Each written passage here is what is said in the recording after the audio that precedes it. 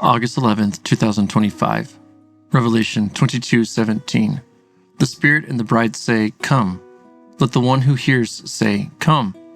Let the one who is thirsty come, and the one who desires the water of life drink freely. John 6:37. Everyone the Father gives me will come to me, and the one who comes to me I will never drive away. Ephesians 3:16-19. I ask that out of the riches of his glory he may strengthen you with power through his Spirit in your inner being, so that Christ may dwell in your hearts through faith. Then you, being rooted and grounded in love, will have power together with all the saints to comprehend the length and width and height and depth of the love of Christ, and to know that this love surpasses knowledge, that you may be filled with all the fullness of God. Don't copy the behavior and customs of this world, but let God transform you into a new person by changing the way you think. Then you will learn to know God's will for you, which is good and pleasing and perfect. Romans 12:2. How do you handle criticism? How do you respond to the inadequacies in yourself and others? Are you sensitive to the needs and ambitions of others? Let God teach you to reflect His love and understanding in the workplace. Ephesians 4:1-2. As a prisoner in the Lord, then, I urge you to walk in a manner worthy of the calling you have received, with all humility and gentleness, with patience, bearing with one another in love. Reflection. The open invitation through Christ remains the paramount of grace.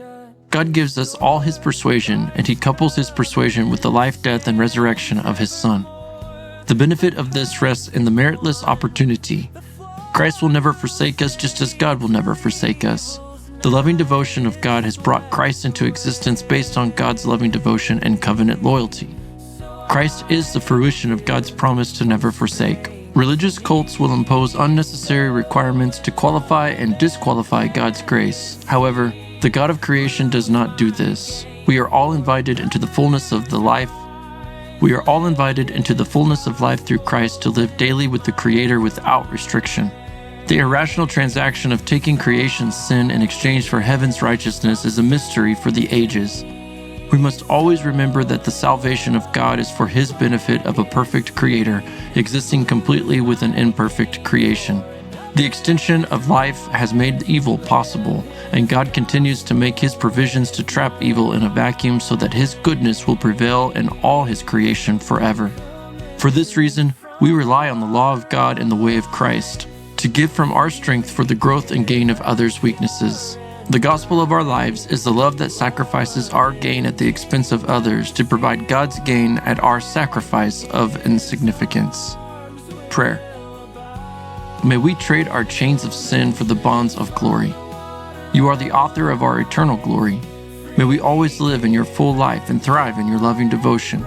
Thank you for the bond of love you make for each other and renew in your precious Son's atonement for the sake of your creation and unity.